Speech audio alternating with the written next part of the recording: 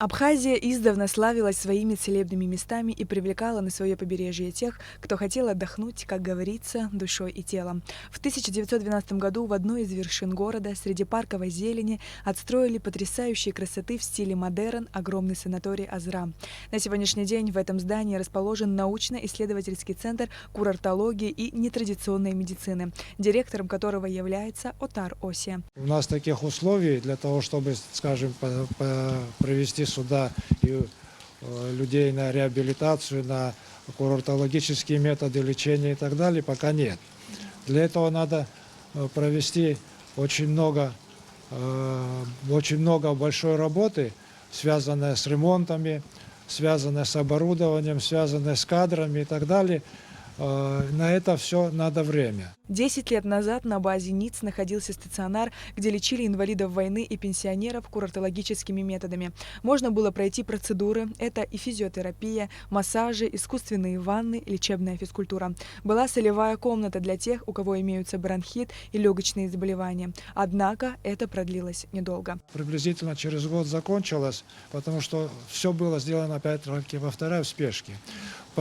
Повторять эту же ошибку сейчас не хочется. Мы готовим сейчас необходимые мероприятия, на наш взгляд, для того, чтобы организовать здесь стационар, и в первую очередь для реабилитации.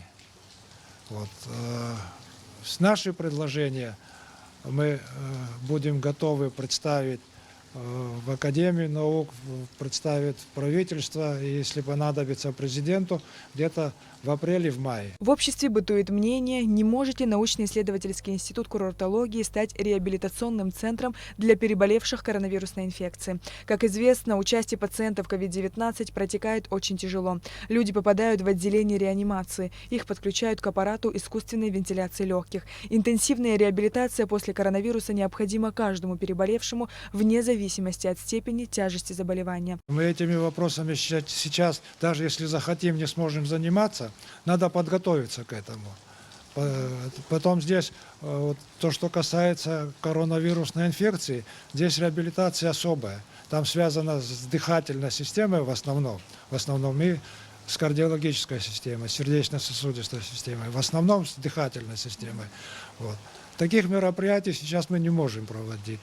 И просто сказать, что да, приведите, мы положим, сделаем, неправильно, мы не готовы к этому. Мы прошлись по процедурным кабинетам. Есть оборудование старое. Основная часть работает. Как мы видим, сейчас центр не в самом лучшем состоянии. Протекает крыша, а в ноябре прошлого года возник пожар, во время которого пострадало 60 квадратных метров. Как только это произошло, в этот же день я был у премьер-министра, и хочу с благодарностью сказать, что он буквально за несколько минут решил организационные вопросы.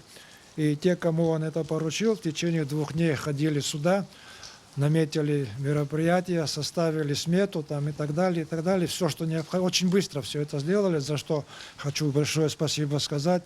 И дай Бог ему здоровья в настоящее время нашему премьер-министру Александру Золотинсковичу. Вот. Но потом будни наступили. Со сметой пришлось пойти в правительство, где, по их же словам, пока денег нет, приходится ждать. Вот. Все предпринимается для того, чтобы побыстрее найти деньги и сделать привести в порядок эту крышу, чтобы хотя бы здание сохранить. Сотрудники НИЦ проводят большую работу по выявлению и освоению новых бальнеологических ресурсов, изучению действия на организм человека основных курортных факторов Абхазии – климата, влажных субтропиков и минеральных вод. Однако и в эту работу пандемия коронавируса внесла свои коррективы. Этот год мы прекратили все поездки в экспедиции, занимаемся исследованием минеральных вод. Их, кстати, в Абхазии около 170 источников минеральных вод. И это как раз один из факторов, который можно применять при реабилитации больных. Как говорит Атар Осия, Абхазия – страна больших возможностей, так как обладает весьма разнообразными природными ресурсами.